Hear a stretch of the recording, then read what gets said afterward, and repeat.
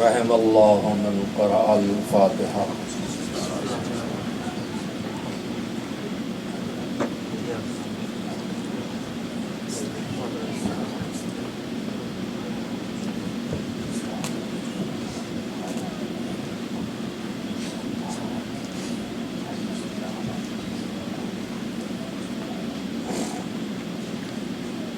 اعوذ باللہ من الشیطان اللعین الرجیم، بسم اللہ الرحمن الرحیم، الحمد للہ رب العالمین، والعاقبۃ للمتقین، والجنۃ للمؤمنین، والنار للملحدین، والصلاة والسلام على سید الانبیاء والمرسلین، سیدنا ونبینا وشفیعنا ابی القاسم محمد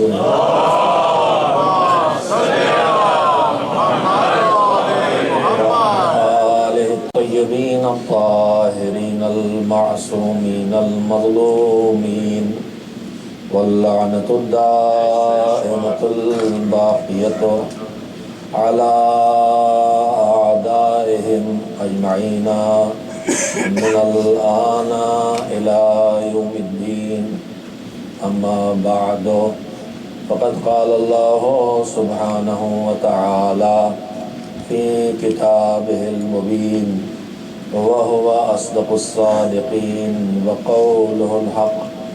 بسم اللہ الرحمن الرحیم، اہدنا الصراط المستقیم، صراط الذین انعمت علیہم غیر المغضوب علیہم ولا الضالین۔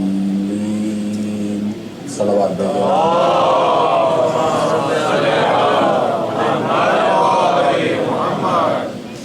شہادت امیر المومنین امام المتقین مولائے کائنات حضرت علی بن ابی طالب علیہ السلام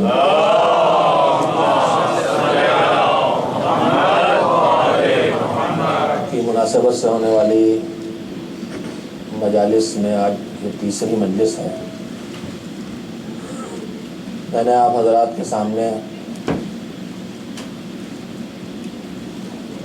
جس آیہ کریمہ کو عنوان کلام قرار دیا ہے، گزشتہ 2 شبوں میں 2 مجالس میں جو کچھ عرض کیا، اس کا خلاصہ یہ ہے کہ ہم سب کو منزل نجات تک پہنچنا ہے، اور کسی بھی منزل تک پہنچانے کے لیے چند ارکان ہیں جن کا ہونا ضروری ہے، ورنہ آدمی کسی بھی منزل تک نہیں پہنچ سکتا۔ کسی بھی منزل تک پہنچنے کے لیے سب سے پہلے ضرورت ہے ایک راستہ ہو جو اس منزل تک لے جائے، اور اس کے بعد صرف راستے کا ہونا کافی نہیں ہے، بلکہ اس راستے کا پہچاننا ضروری ہے کہ کون سا راستہ منزل نجات تک لے جاتا ہے۔ لیکن صرف راستے کا پہچان لینا ضروری کافی نہیں ہے، بلکہ جو راستہ منزل نجات تک لے جاتا ہے، جو صراط مستقیم ہے، اس راستے پر منزل تک پہنچنا بھی ضروری ہے۔ اگر کوئی منزل تک لے جانے والے راستے کو پہچان بھی لے لیکن اس پہ چلے نہیں، بیٹھ رہے، تو وہ کبھی منزل نجات تک نہیں پہنچ سکتا۔ لیکن یہ 3 ہی چیزیں نہیں ہیں کہ جن تک پہنچ کے آدمی منزل تک پہنچ جائے گا۔ صرف منزل نجات تک پہنچانے والے راستے کا ہونا کافی نہیں، صرف اس کا پہچاننا کافی نہیں، صرف اس پر چلنا کافی نہیں، بلکہ قرآن کریم کی آیہ کریمہ اور اس کے علاوہ اور بہت سی آیات ہیں جو ہمیں بتا رہی ہیں کہ منزل نجات تک پہنچنے کے لیے صراط مستقیم پر صرف چلنا کافی نہیں ہے، بلکہ اس راہبر کے پیچھے چلنا ضروری ہے جو اللہ کی طرف سے معین ہے۔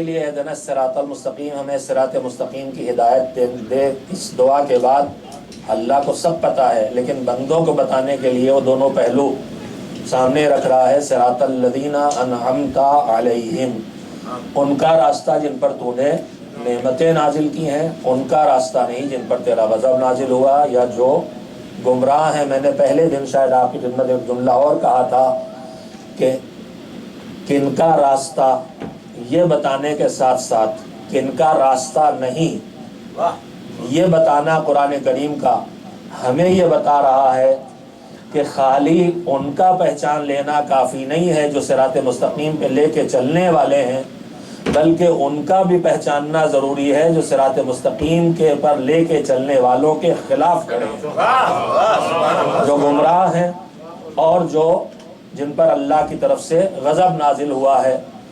اس لیے کہ اگر ان کو نہیں پہچانیں گے تو کہیں نہ کہیں آدمی خطرے کا شکار ہوگا اور صراط مستقیم سے ہٹ جائے گا۔ اسی لیے میں نے عرض کیا تھا کہ اہل بیت علیہ السلام سے محبت کرنے والے دو طرح کے ہیں، ایک وہ ہیں جو اہل بیت علیہ السلام سے بھی محبت کرتے ہیں، اس سے زیادہ وضاحت نہیں کروں گا، ایک وہ ہیں جو اہل بیت علیہ السلام سے بھی محبت کرتے ہیں، اور ایک وہ ہیں جو اہل بیت علیہ السلام سے ہی محبت کرتے ہیں۔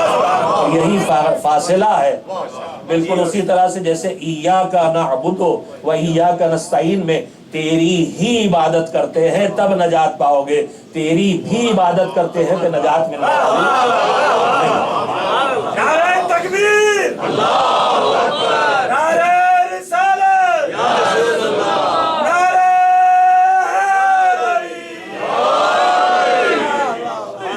خلاصہ کلام کے طور پر میں نے کل اور پرسوں کی باتوں کو سمیٹنا چاہا ہے تاکہ وہ حضرات جو ان دو شبوں میں نہیں آئے تھے میں ان سے بھی اپنی آج کی گفتگو کو مربوط کر سکوں ان کے ذہنوں میں، اور میں ان کا شکر گزار ہوں جو حضرات روز تشریف لا رہے ہیں کہ وہ اتنی دیر میری باتوں کے دہرانے کو برداشت کر لیتے ہیں۔ میرے عزیزوں، کل میں نے جس بات پر خصوصیت سے توجہ آپ حضرات کی حاصل کرنے کی کوشش کی تھی اور جو ساری کی ساری گفتگو اپنے نوجوان نسل کے لیے تھی جن کا مستقبل میں انتہائی شاطر دماغوں سے سامنا ہونے والا ہے، اور ہماری میں نے عرض کیا تھا کہ بے خبری کام آنے والی نہیں ہے اور خوش فہمی بھی کام آنے والی نہیں ہے۔ اس وقت ایک خوش فہمی میں ہم مبتلا ہیں، ایک سچائی ہے، کڑوی سچائی ہے، مگر اسے ہمیں محسوس کرنا چاہیے۔ ہم صرف دین کے تھوڑے حصے کو سن کے یہ سمجھتے ہیں کہ ہم بہت واقف کار ہو گئے ہیں، لیکن حقیقت یہ ہے کہ ہم معاف کریں گے، لیکن اس سچائی کا احساس ہم کو کرنا چاہیے۔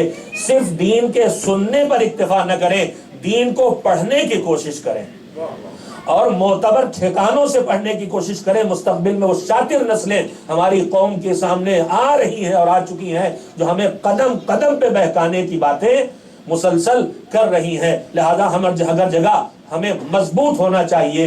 کل میں نے بنیادی بات یہ کہی تھی میرے عزیزوں، جو کہہ نہیں سکا تھا کہ اس وقت عالم اسلام میں جتنے فرقے پائے جاتے ہیں اور ان میں جتنے اختلافات پائے جاتے ہیں، چاہے وہ نظریاتی اختلافات ہوں چاہے وہ عملی اختلافات ہوں، یعنی چاہے عقائد کے اعتبار سے فرق ہو ماننے میں، سارے فرقے اسی لیے وجود میں آئے ہیں کہ کہیں نہ کوئی عقیدے میں فرق ہے۔ فرقوں کے اندر فرقے جو پیدا ہوئے ہیں وہ بھی عقیدوں کے اندر عقیدے پیدا ہونے سے پیدا ہوئے۔ اور ہوشیار رہیے گا، اس وقت کا دشمن جو ہمارے پیچھے لگا ہوا ہے اس کی سب سے بڑی یہی کوشش ہے کہ وہ عقیدوں کے اندر عقیدے پیدا کرا دے۔ میرے جملے کو شاید آپ نے محسوس نہیں کیا، آج ایک آفت آئی ہوئی ہے کہ ہم میں سے ہر ایک یہ اس سوچ کو ظاہر کرنے لگا، میرا کہنا یہ ہے۔ میرے کہنے کی کوئی گنجائش نہیں ہے مذہب میں۔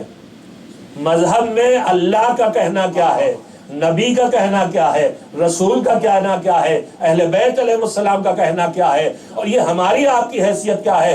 چھٹے امام حضرت جعفر صادق علیہ السلام اور اس نے آگے امام سے بات شروع کی اور اس کے بعد کہا کہ اس مسئلے میں آپ کا کیا کہنا ہے؟ تو امام نے فرمایا میں چھوڑ اس بات کو کہ تیرا کیا کہنا ہے میرا کیا کہنا ہے، ہم جو کہتے ہیں ہم اپنی طرف سے خود کچھ کہتے ہی نہیں ہے، ہم جو کہتے ہیں وہی کہتے ہیں جو ہمارے جد رسول نے کہا ہے، اور ہمارا رسول وہی کہتا تھا کہ جو اللہ نے کہا ہے۔ تو میرے عزیزے جو ہم درمیان ذاتی عقیدے بنا رہے ہیں، آپ کا شاید اتنا سابقہ نہ پڑتا ہو، میں نے لفظ بہت ناپ تول کے زبان پہ لایا ہوں میں، کہ اس وقت ہم ذاتی عقیدے بنا رہے ہیں۔ یہ ذاتی عقیدے بڑے خطرناک ہیں۔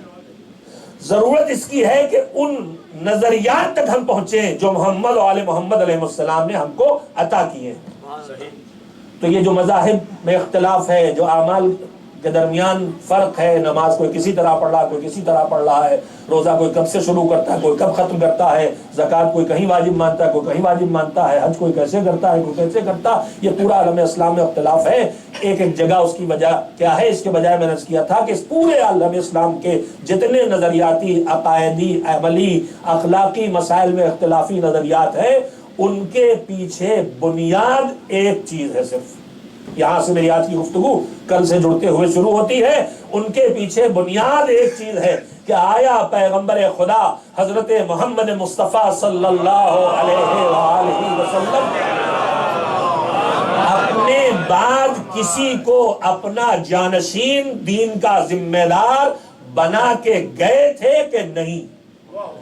یہ ہے اصلی اور بنیادی سوال جو آپ کو کرنا چاہیے، کہ یہ طے کرو پہلے بیٹھ کے، سب باتیں طے کرنے سے پہلے، کہ پیغمبر اپنے بعد کسی کو اپنا بنیادی، اپنا جانشین اور وسیع اور خلیفہ بنا کے گئے تھے کہ نہیں؟ عالم اسلام میں دو ہی نظریے ہیں۔ ایک یہ کہتا کہ نہیں، بنا کے نہیں گئے، ہمارے حوالے کر گئے۔ اچھا، حوالے کر گئے تو کوئی معیار حوالے کر گئے کہ نہیں؟ اور اگر کوئی معیار حوالے کر گئے تو معیار آپ مینٹین کر سکے کہ نہیں؟ یہ ساری باتیں ہیں جن کے تفصیل میں جانے کا بات اس وقت نہیں ہے، اور آپ ماشاءاللہ مجالس سنتے سنتے آپ ان باتوں کو محسوس کر لیتے ہیں کہ اگر ہمارے حوالے کر گئے تو ہماری منمانی پہ چھوڑ گئے، تو پھر جس دور میں جو آئے گا ویسا چنے گا۔ آج کل اس دنیا میں اکثریت کی رائے پہ جو کچھ ہو رہا ہے وہ آپ مجھ سے بہتر جانتے ہیں۔ اکثریت کی رائے ہو جائے تو بدترین گناہوں کو بھی قانونی قرار دے دیا جاتا ہے۔ ہوتا ہے کہ نہیں ہوتا؟ وہ رشتے جنہیں مقدس رشتہ جو ازدواج کا رشتہ کہلاتا ہے، وہ کہاں اس کا لفظ لے آیا گیا ہے؟ تو اگر اکثریت کی رائے بغیر کسی معیار کے حوالے کر دی جائے تو کہاں تک پہنچائے گی اللہ بہتر جانے، اور جہاں تک آج پہنچے بہت پہلے پہنچ چکے تھے۔ خیر، تو بنا کے معین کر کے گئے نہیں۔ میں نے کہا تھا میں اس سلسلے میں صرف ایک عقلی گفتگو کرنا چاہتا ہوں، اور اس سے زیادہ وقت بھی نہیں ہے، اور کل وہیں پہ بات پہنچی تھی جہاں سے مجھے چھوڑنا پڑی تھی۔ میں نے ایک بنیادی بات یہ کہی تھی کہ اللہ نے جو ہمارے دین ہمارے حوالے کیا ہے، جو پوری زندگی کو پر حاوی ہے، اس کے تین حصے ہیں۔ ایک وہ عقائد اور نظریات ہے جن کو ہم مان کے شروع کرتے ہیں۔ اللہ ہے کہ نہیں ہے، تو ایک ہے کہ کئی ہے، ایک ہے تو کیسا ہے، یہاں سے شروع ہوتا ہے دین۔ اس سے پہلے کہیں سے نہیں شروع ہوتا، یہاں سے شروع ہونا چاہیے۔ اللہ تک پہنچے، اس کے وجود کو مانے، اس کی توحید کو مانے، اس کی عدالت کو مانے، اس کے علم کو مانے، اس کی قدرت کو مانے، اس کی رحمت کو مانے، اس کی حکمت کو مانے، تو نبوت تک پہنچے گے۔ اس کے بغیر عقید نبوت تک آدمی نہیں پہنچ سکتا۔ یہ کیسے پہنچتا ہے؟ میں ان جزیات میں روز چلا بھی جاتا ہوں، جانا بھی نہیں چاہیے۔ اس طرح سے پہنچتا ہے کہ ہم نے دیکھا ایک علیم، ایک حکیم، ایک قادر، ایک رحمان، ایک رحیم مالک ہے جس نے میری زندگی کی ہر ضرورت کا انتظام کیا میرے وجود سے پہلے۔ تو اگر اس نے میری زندگی کے ہر ضرورت کا انتظام کیا میرے وجود سے پہلے، تو میں پیدا ہوتا ہوں تو نہ کچھ میرے پاس عقل ہے، نہ سمجھ ہے، نہ علم ہے، کچھ نہیں ہے، میں ہدایت کا محتاج ہوتا ہوں۔ تو زندگی کی ہر ضرورت کا انتظام کرے، کیا وہ میری ہدایت کا انتظام نہیں کرے گا؟ اور یہی اصلی سوال نبوت کی شکل میں اس تک پہنچاتا ہے، اور نبوت دین کو لانے کا کام کرتی ہے۔ اور دین جب اپنی کمال کی منزل پہ پہنچ جاتا ہے تو پھر میری عقل سوال کرتی ہے کہ 1,24,000 نبیوں کو، زندگیوں کو، قیمتی زندگیوں کو لگا کہ اللہ نے جس دین کو ہم تک پہنچایا تھا، کیا آپ اسے چھوڑ دے گا کہ جو جی چاہے ہو جائے، یا اس کی حفاظت کا انتظام نہیں کرے گا؟ اور یہیں سے نظریہ عقید امامت کا وجود شروع ہوتا ہے، اور پھر تقویتی گفتگو ہوتی ہے۔ تو میں عرض یہ کرنا چاہتا تھا کہ میں اپنے جوانوں کی خدمت میں ایک عقلی گفتگو رکھنا چاہتا ہوں کہ ہمارا کہنا یہ ہے، اور ہمارا کہنا نہیں ہے، یہ حقیقت ہے جو ہم کہہ رہے ہیں۔ اور وہ حقیقت یہ ہے کہ پیغمبر تبلیغ دین کے پہلی منزل میں دین انہوں نے بعد میں پہنچایا ہے، وسیع کو پہلے پہچانوایا۔ یہ وہ حقیقت ہے، لیکن یہ تاریخی بحث ہے، لہذا میں اس میں نہیں جاؤں گا اس کے تفصیلات میں۔ میرے عزیزوں، کیا یہ ممکن ہے کہ پیغمبر جیسا صادق و امین؟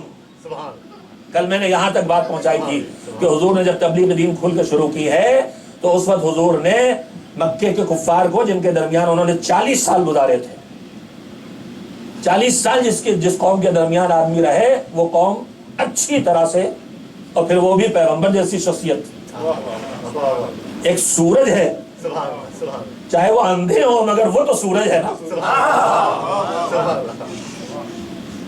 چاہے ان کی نگاہیں کمزور ہو مگر وہ تو سورج ہے نا، کچھ نہ کچھ روشنی تو پہنچ ہی رہی ہے، تو کم سے کم صداقت و امانت کی روشنی تو تک پہنچی گئی۔ کا کیسا پایا؟ کا صادق و امین پایا۔ اچھا یہ بتائیے، جو تبلیغ اسلام کی ابتدائی منزلوں میں کفار مکہ نے پیغمبر کو امین پایا اور ان کی امانت داری پہ بھروسہ کیا، اور کتنا امین پایا؟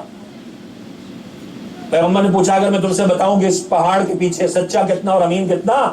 کہا اگر پہاڑ کے پیچھے میں بتاؤں لشکر چھپائے تو تم مان لو گے میرے کہنے سے یا ڈھونڈنے جاؤ گے؟ کہا نہیں، آپ کہیں گے مان لیں گے۔ تب پیغمبر نے پھر دین کو پیش کیا۔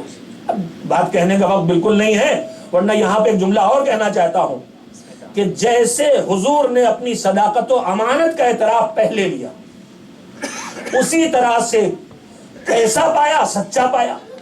اب اس کے بعد پیغمبر سیدھے کہہ دیتے کہ یہ دین لے کے آیا ہوں، یہ بیچ میں پہاڑ کے پیچھے کوئی لشکر والی بات کہنے کے کیا ضرورت؟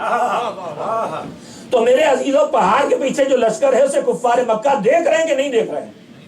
ہے بھی نہیں اور دیکھ بھی نہیں رہے، ہو بھی تو نہیں دیکھ رہے ہیں، تو انہیں دکھائی نہیں دے رہی چیز، تو ان کے لیے وہ ظاہر ہے کہ غائب ہے، غیب کی منزلوں میں وہ لشکر ہے۔ تو پیغمبر نے تبلیغ دین کی تفصیلات میں جانے سے پہلے ایک طرح سے ایمان بالغیب کا پیغام بھی قوم تک پہنچا دیا کہ مجھ پر اعتبار کر کے آگے بڑھ سکو گے تب جب تم غیب پر ایمان لانے کی عادت ڈال لو گے۔ انہوں نے کہا ہم نے آپ کو امین پایا، امانت دار پایا۔ اچھا، حضور کو جو امانت دار تبلیغ دین کے پہلی منزل میں پایا، تو بعد میں جو پیغمبر سے نے تبلیغ شروع کی اور انہوں نے پیغمبر سے مقابلہ شروع کیا، مکے کے اندر رہتے رہتے تکلیفیں پہنچا کے، ستا کے، اذیتیں دے کے، الزامات لگا کے، لالچ دے کے، ڈرا کے، جتنی ترکیبیں ان کے پاس تھی وہ سب آزمائی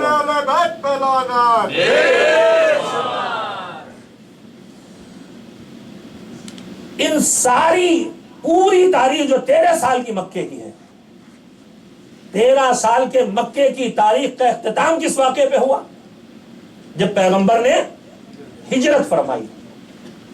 پیغمبر نے ہجرت فرمائی، 13 برس ان کے درمیان رہے ہیں اعلان اسلام کے بعد، تو 40 سال اعلان اسلام سے پہلے اس میں کوئی دشمنی نہیں، کوئی مسئلہ اس طرح کا نہیں، لیکن یہ 13 سال تو اب جن کے درمیان ہیں وہ سب دشمن ہیں۔ اور کیسے دشمن ہیں کہ اس حد تک آ گئے ہیں کہ اب وہ پیغمبر کی جان لینے کا منصوبہ انہوں نے بنا لیا۔ بس میں یہی جگہ پہ آپ کو لانا چاہتا تھا میرے عزیزوں۔ اب ہجرت کا وقت آ گیا، منصوبہ تیار ہے، 40 قبیلے کل ہیں، سب سے ایک آدمی شامل کر لیا گیا تاکہ جب ہم پیغمبر کو مار ڈالیں، شہید کر دیں، تو ان کا قبیلہ ان 40 قبیلوں سے یعنی ساری عرب دنیا سے لڑ نہیں پائے، اس لیے شامل کیا گیا۔ یہ جنگ احزاب سے بڑی جنگ تھی در حقیقت ایک طرح سے، اور وہ جنگ احزاب جسے ہم جنگ خندق کے نام جانتے ہیں، جنگ احزاب تھی وہ جس میں سارے گروہ جمع تھے۔ اس جنگ احزاب میں کسی کا تلوار چلانا کام آیا تھا تو یہاں اسی کا سونا کام آئے گا۔ 40 قبیلوں کی تلواریں کھینچی ہوئی ہیں، اور حکم پیغمبر سے اور حکم پروردگار سے علی چادر تان کے سوئے ہیں۔ میں نے یہ منظر آپ کو یاد کیوں دلایا؟ میں نے عرض کیا کہ جو عقلی گفتگو ہے، عاقلانہ گفتگو، کیا یہ ممکن ہے کہ پیغمبر جیسا امانت دار یوں ہی چلا جائے اپنے بعد کسی کو معین کیے بغیر؟ ہجرت کا وقت ہو گیا، پیغمبر نے مولا علی کو حکم دیا میرے بستر پہ سو جاؤ، تاریخ پوری آپ سنتے رہتے ہیں. مولانا نے جو پہلا اور آخری سوال یہ کیا ہے وہ یہ کیا کہ آپ کے بستر پہ سو جائیں تو آپ کی جان بچ جائے گی.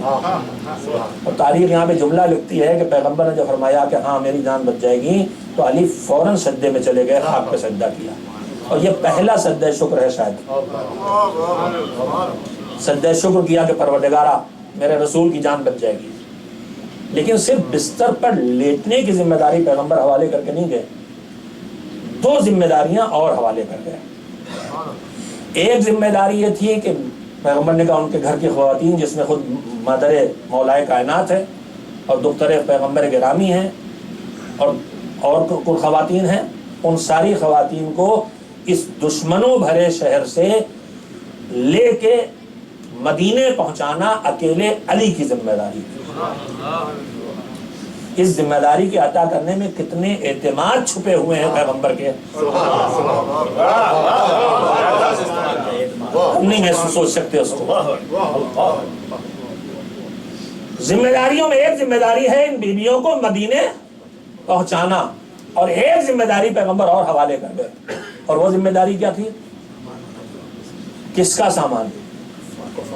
جو مکے کے کفار ہیں ان کا جو سامان جو امانتیں رکھی ہیں سب کم وقتوں کو واپس کر کے آنا.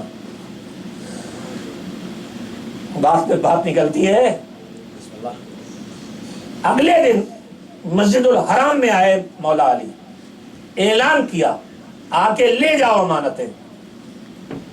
یہ بتائیے کہ یہ کس تاریخ کی امانتیں تھیں؟ کفار نے کب رکھوائی تھیں امانتیں پیغمبر کے پاس؟ تو میں تو یہی مجبور ہو کہوں گا مجھے تو نہیں پتا بھائی. یہ امانتیں 3 طرح کی ہو سکتی ہیں زمانے کے لحاظ سے. کچھ امانتیں ہو سکتا ہے اس وقت کی ہوں جب مولا علی پیدا نہیں ہوئے تھے. مولا علی کو اور رسول کی عمر میں کتنا فاصلہ ہے؟ 30 سال بڑے ہیں پیغمبر, 30 سال بڑے ہیں پیغمبر. 30 سال کے پیغمبر جب ہو گئے تب مولا علی پیدا ہوئے ہیں. جب مولا علی 10 سال کے ہو گئے اور پیغمبر 40 سال کے ہو گئے تو حکم بعثت ہوا. اور اس کے بعد جب ظہور ہوا, جب بعثت کے بعد ہجرت کا حکم ہوا تو 13 سال اور گزر چکے تھے. تو مولا علی کی عمر اب کتنی ہے اس وقت؟ 23 سال. تو امانتوں کا ایک حصہ تو وہ ہے جو مولا علی ہو سکتا ہے کہ جو مولا علی کی ولادت سے پہلے کا ہے. اس کے بعد 23 برس عام انسان کی زندگی کے 2 حصے ہوتے ہیں. ایک کہلاتا ہے بچپن اور لاشعوری کا دور, اور ایک ہوتا ہے شعور اور ہوش مندی کا دور. تو اس دور میں بھی 2 مرحلے گزرتے ہیں. تو امانتیں ایک اس دور کی بھی ہو سکتی ہیں جب مولا علی عمر کی اس منزل پر ہیں جو عام انسانوں میں بچپن کا دور ہوتا ہے. میں نے لفظوں کو سنبھال کے استعمال کیا ہے. عام انسانوں میں, مولا علی کی بات نہیں کر رہا ہوں, وہاں کوئی بے شعوری کا دور نہیں ہے.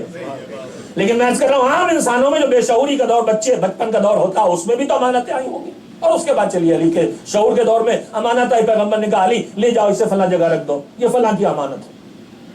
تو مولا علی کی امانتیں جو ہیں ان میں سے ایک حصہ تو وہ سمجھ میں آتا ہے کہ جو علی کے ہاتھوں سے گزر کے رکھا گیا ہو کہ کہاں رکھ دو, کس کی امانت ہے, کب واپس لے گا, کس کے دینا ہے. لیکن امانتوں کی 2 قسمیں اور بھی تو نکلتی ہیں. ایک وہ جب علی اس دنیا میں تشریف نہیں لائے تب کی امانتیں بھی ہے. اب میں تاریخ کے چیلنج کے ساتھ آپ سے کہنا چاہتا ہوں میرے عزیزوں کہ علی نے ساری امانتیں واپس کی. کوئی ایک امانت واپس ہونے میں کوئی ایک آیا ہوتا کہ میری امانت بدل گئی, کوئی ایک آیا ہوتا کہ میری امانت بدل گئی. نہ اعتراض ہونے کا مطلب یہ ہے کہ علی کے پاس وہی علم ہے جو نبی کے پاس ہے.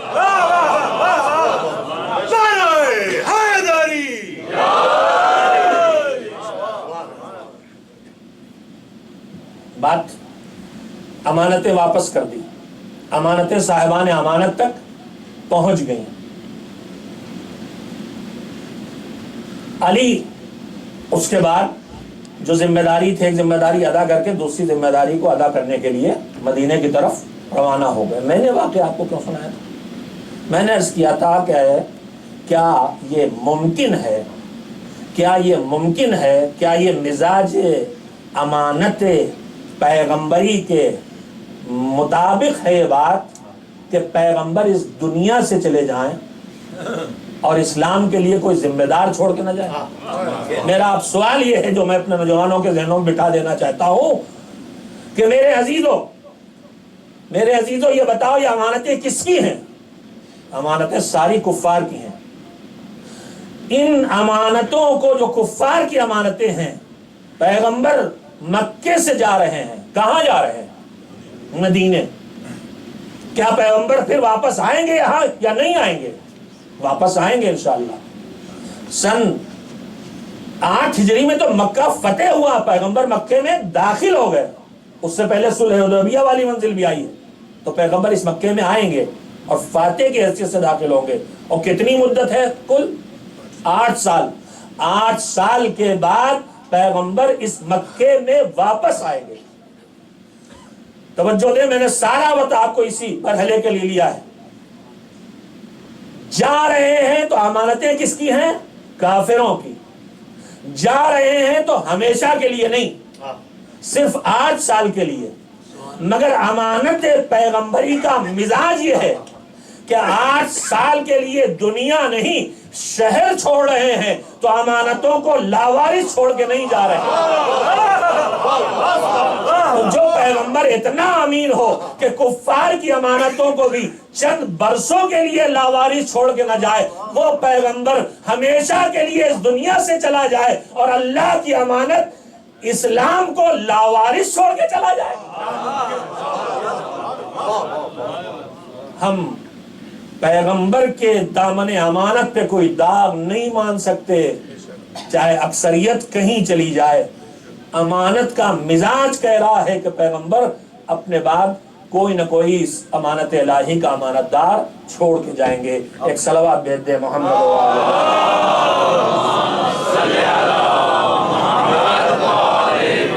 تھوڑا سا وقت باقی رہ گیا ہے، چند فقرے. امام زمانہ بلند تر صلوات.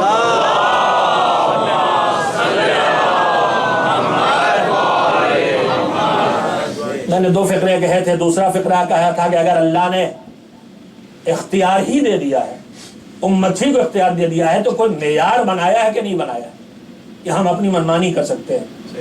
اگر اس راہ پہ بھی چلے جائیں تو قرآن کریم ایک سوال سب سے کر رہا ہے. سورہ یونس کی آیت ہے، بسم اللہ الرحمن الرحیم، افمن یہدی الی الحق احق ان یتبع ام من لا یہدی الا ان یہدی فما لکم کیف تحکمون. پروردگار عالم کہہ رہا فمن یہدی الی الحق احق ان یتبع، یہ بتاؤ کہ جو حق کی طرف دوسروں کو راستہ دکھائے وہ اس بات کا زیادہ حقدار ہے کہ اس کا اتباع کیا جائے. امن لا یہدی، یا وہ جو خود ہی سیدھے نہیں چل سکتا، الا ان یہدا، جب تک کہ اسے راستہ نہ دکھایا جائے. ایک وہ ہے جو دوسروں کو راستہ دکھاتا ہے اور ایک وہ ہے جو خود ہی سیدھا نہیں چل پاتا. فرمائشیں سنی نا آپ نے، ٹیڑھے سیدھے کا مسائل آپ کے دماغ میں ہے نا، تو ٹیڑھا ہو جاؤں تو سیدھا کر دینا. افمن یہدی الی الحق، جو حق کی طرف راستہ دکھاتا ہے وہ ہے اس لائق کہ اس کا اتباع کیا جائے. امن لا یہدی الا ان یہدی، یا وہ کہ جو سیدھا خود چل ہی نہیں سکتا، راستہ پاتا ہی نہیں، راستے پہ چل ہی نہیں پاتا جب تک کہ اسے راستہ نہ دکھایا جائے. تو پھر تم کیا کر رہے ہو آخر؟ یہ سیدھی سیدھی تمہاری عقل تم سے کہہ رہی ہے کہ تم کو اس کی اتباع کرنا چاہیے، اس کے پیچھے چلنا چاہیے. جو دوسروں کو راستہ دکھا رہا ہے اس کے پیچھے نہیں جانا چاہیے، جو خود ہدایت کا محتاج ہے. میں کوئی روایت نہیں پڑھ رہا ہوں، اب یہ آیت پڑھ رہا ہوں. سورہ یونس کی آیت ہے، افمن یہدی الی الحق احق ان یتبع من لا یہدی الا ان یہدی فما لکم. تمہیں کیا ہو گیا آخر؟ تمہاری عقل تم سے کہہ رہی ہے اس کی پیروی کرو، اس کے نقش قدم پہ چلو، اس کی اتباع کرو، کہ جو سیدھا حق کا راستہ دکھانے کی صلاحیت رکھتا ہے، لیکن تم اس کے پیچھے چل رہے ہو جو خود ہی اپنے راستے پہ نہیں چل سکتا جب تک کہ اسے دوسرے نہ سکھائیں فما لکم کیف تحکمون، تمہیں کیا ہو گیا، تم کیسے فیصلے کر رہے ہو، کہ تم کیسے فیصلے کر رہے ہو۔ یہ ایک معیار قرآنی ہے۔ اگر اس معیار قرآنی پر بھی پرکھا جائے کہ ہدایت دینے کے لائق کون ہے، تو ہدایت دینے کی جو شرائط ہے ان کی تفصیلات کا وقت بالکل باقی نہیں رہا۔ کسی کو راستہ بتانے لائق آدمی تب ہوگا جب خود راستے کو جانے۔ یعنی ہدایت دینے کی پہلی شرط ہے صاحب علم ہونا، صاحب علم ہونا۔ تو اگر اللہ نے ہمارے حوالے بھی کیا ہے تو معیار تو دیا ہے نا، اس معیار کے تحت بھی اگر جانا ہے تو اس کے بعد جانا ہے جو سب سے زیادہ صاحب علم ہو۔ اور پھر جا کے پیغمبر کے سارے اصحاب میں نظر ڈال کے دیکھ لیجئے، کوئی ایک علی کے علاوہ ایسا نہیں دکھائی دیتا جو اس طرح سے کھل کے اعلان کرے سلونی قبل ان تفقدونی، جو چاہو پوچھ لو۔ زندگی کے جس شعبے سے جو آدمی اٹھ کے سوال کر لیتا علی کو جواب دینا پڑتا۔ ایسے بس میں نے یہاں تک اپنے گزارش کو اس لیے پہنچایا ہے کہ چند فقرے مصائب کے اسی سے مربوط کرتے ہوئے علی سے زیادہ صاحب علم کوئی دکھائی نہیں دیتا۔ نمونے آپ سنتے رہتے ہیں۔ میں نے کل ایک جملہ کہا تھا، اور مجھے سب سے زیادہ جو بات بے چین کرتی ہے مولا علی کی تاریخ و سیرت کو پڑھ کے، مظلومانہ شہادت تو ان سب کی زندگی میں، کسی کا گلا کاٹا گیا، کسی کے سر پہ تلوار لگی، کسی کو ایسا زہر پلایا گیا کہ کلیجے ٹکڑے ٹکڑے ہو کے خون کے ساتھ، کسی کو ایسا زہر پلایا گیا کہ غریب الغربا کی جلا وطنی کے عالم میں تنہائیوں میں، روایات بعض راویوں کے مطابق شدید در سینے میں ہمارے 8ویں امام کی طرح اٹھتا تھا کہ پتھر کو سینے پہ رکھنا پڑتا۔ تمام معصومین ظلم کے ساتھ شہید ہوئے، ظلم مظلوم زندگی ان کی ہوئی۔ تو زہر سے شہید ہونا یا تلوار سے شہید ہونا تو ان کی میراث تھی، لیکن ان کی مظلومیت کے کچھ اور حصے بھی ہیں۔ مجھے سب سے زیادہ بے چین مولا علی کی زندگی کا وہ حصہ کرتا ہے جب علی منبر پہ بیٹھ کے آواز دیتے ہیں، چلو چلو مقابلے کے لیے چلو، ظلم ہو رہا ہے، تمہیں غیرت کیوں نہیں آتی؟ اور اس کے بعد اپنے ان ساتھیوں کو یاد کرتے ہیں جو دنیا سے رخصت ہو چکے ہیں، اور علی کی اس آواز پر لبیک کہنے والے نہیں ہیں۔ علی کی تنہائی علی کی سب سے بڑی مظلومیت ہے، علی کی تنہائی علی کی سب سے بڑی مظلومیت ہے۔ اس سے بڑی مظلومیت اور کچھ نہیں ہے کہ علی اکیلے ہیں، علی آواز دے رہے ہیں اور علی کا ساتھ دینے والے علی کا ساتھ نہیں دے رہے ہیں۔ کیسا کریم مولا تھا، کیسا کریم مولا تھا۔ دشمن قاتل ابن ملجم کو پہلے سے امام پہچانتے تھے، یہ بھی آپ کے علم کا ایک حصہ ہے۔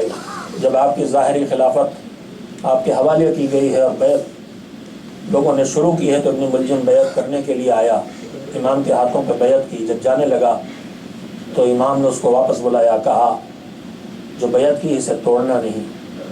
اس نے وعدہ کیا میں بالکل نہیں توڑوں گا۔ پھر چلا، پھر امام نے بلایا، 3 مرتبہ ایسا ہوا۔ اس نے آخر کہا آپ مجھ سے اس طرح سے کیوں وعدے لے رہے ہیں؟ کہا خدا کی قسم مجھے نہیں لگتا کہ تو اپنے وعدے کو پورا کرنے والا ہے۔ ابن ملجم جب چلا گیا تو کسی چاہنے والے نے کہا کہ مولا پھر آپ اسے قتل کیوں نہیں کر دیتے؟ تو امام نے فرمایا کیفا اقتل قاتلی، میں اپنے قاتل کو کیسے قتل کروں؟ وہ میرا قاتل ہے، علی جانتے ہیں قاتل ہے۔ اور پھر وہ وقت بھی آیا کہ جب قاتل گرفتار ہو کے لایا گیا ہے، رسیوں سے جکڑے ہوئے قاتل کو بھی دیکھ کے علی کے دل میں رحم کی موجیں اٹھیں۔ کہا سب سے پہلے اس کی رسیوں کی گرہیں ڈھیلی کر دو۔ امام حسن سے جملے امام نے فرمائے تھے، کہا تھا اس کی گرہیں ڈھیلی کر دو، اس کے ساتھ نرم برتاؤ کرنا، دیکھتے نہیں ہو اس کی آنکھوں میں کیسی وحشت ہے۔ یہ دشمن کی کیفیت ہے جو علی کو بے چین کر رہی ہے، یہ دوست نہیں ہے، یہ دشمن کی بے چینی سے علی اتنا بے چین ہو رہے ہیں۔ کیسے ظالم ہے وہ کہ جنہوں نے ایسے مہربان کو اتنا ستایا ہے۔ جناب ام کلثوم نے یہی سوال کیا تھا، کیا میرا بابا تیرا اچھا امام نہیں تھا؟ کیا میرا بابا تیرا اچھا امام نہیں تھا؟ اور اس ظالم نے اس وقت بھی جملہ کہا تھا، بس تم اپنے بابا کے ماتم کی تیاری کر لو، میں نے اپنی تلوار کو زہر میں ڈبویا ہے کہ جو زہر اگر پورے اہل کوفہ پہ تقسیم کر دیا جائے تو ان میں کوئی ایک سلامت بچنے والا نہیں ہے۔ یہی تو وہ زہر تھا، یہی تو وہ زہر تھا کہ جس کا اثر علی کے جسم پر اس طرح سے پھیلا تھا۔ آج 20 رمضان کی شام ہو گئی عزیزو، 19 رمضان کی صبح میرے مولا کے سر پہ ضربت لگی ہے۔ بے چینی کا عالم یہ ہے کہ روایت کہتی ہے کبھی ہاتھوں کو سمیٹ لیتے تھے، علی کا ایسا صابر، کبھی ہاتھوں کو سمیٹ لیتے تھے، کبھی ہاتھوں کو پھیلا دیتے تھے، کبھی پیروں کو سمیٹ لیتے تھے، کبھی پیروں کو پھیلا دیتے تھے۔ علی کا ایسا مجاہد، نماز بیٹھ کے ادا کی ہے، رضا قبول کرنے کے لائق جس نہیں ہے، چند گھونٹ شربت کے لیے لیتے ہیں۔ جناب اسبغ ابن نباتہ راوی ہیں، 20 رمضان کا دن جب آیا ہے تو بے چین ہو کے پورے کوفے والے جمع تھے مولا کے احوال پرسی کے لیے، یا 19 یا 20 مجھے اتنا یاد نہیں رہ گیا ہے۔ باہر جب کوفے کے مومنین اور چاہنے والوں کی بے چینی کی آوازیں علی نے سنی تو کہا کہ سب کو اندر آنے دو، بیویوں کو ہٹایا، اہل کوفہ اندر آئے، اور اس عالم میں مولا کے ایک فقرہ سنیے، فرمایا سلونی قبل ان تفقدونی، جو چاہو تمہارا امام تمہارے درمیان سے جانا چاہنے والا ہے، جو چاہو پوچھ لو۔ مگر یہاں پر ایک جملہ علی کو بھی کہنا پڑا، خففوا سؤالکم، اپنے مولا کی حالت دیکھ رہے ہو، جو پوچھو پوچھو، مگر ہلکے ہلکے سوالات کرنا، بہت زیادہ سوال نہ کرنا۔